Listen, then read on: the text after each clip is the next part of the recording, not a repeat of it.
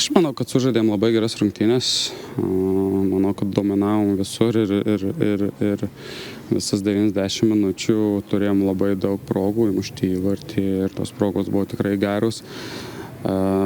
Futbole taip kartais būna, kad tie vartai būna tokie kaip užrakinti ir jų neina atrakinti, bet visa kame yra priežastys.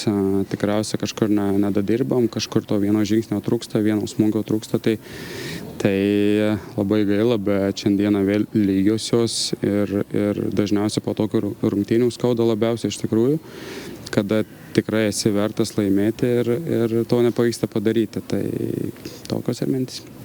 Interviu metu buvote sakęs, kad norite pirmo kėlinio kaip su Džiugu, antro kaip su Banga. Čia gal net ir geriau buvo, tik tai to įvarčio ir tetrūko sėkmės gal. Tai aš kaip ir minėjau, tikrai buvo labai du geri kėliniai, tiek pirmas, tiek antras. Aš iš tikrųjų neturiu komandai ką pasakyti, neturiu dėl ko priekaištauti. Vienintelis momentas, kad negebėjome įmušti įvarčių. Tai kaip kur vartininkas puikiai sužaidė, kaip kur galbūt to pasitikėjimo savim trūksta, kad neuždarėme tokių momentų, kuriuos turėjome, kad atliekė smūgį iš 5-6 metrų ir vartai 7 metrų pločio ir neįmušti įvarčio. Tai sunku to patikėti, bet dėl to mes žaidžiam tą futbolą. Labai daug kampinių pavyko šiandien užsidirbti, bet nepavyko iš jų sukurti įvarčio. Tai apskritai visko ir pražangų buvo, ir kampinių buvo. Tai visos tokios rungtynės, momentų buvo, visko buvo.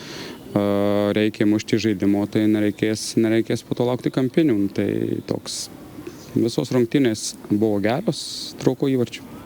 Ketverios dabar iš eilės lygiosios, ar nepradės ta našta ir besivėjantis varžovai slėgti jūsų komandos žaidėjai? Ne, nėra pas mus naštos, mes turime savo kelią, dirbame kiekvieną dieną, tikime tuo, ką darom ir taip ir judėsime toliau. Tai be abejo, tas nelaimėtų rungtynių serija yra nemaloni, norisi laimėti.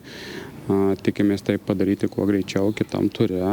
Iš kitos pusės, žinot, nepralaimėtų rungtynių seriją. Tai čia priklauso nuo požiūrio, kaip pažiūrėsi, bet procesas vyksta, procesas tikrai geras, kaip matėte rungtynės, aš manau, kad solidžios iš mūsų pusės.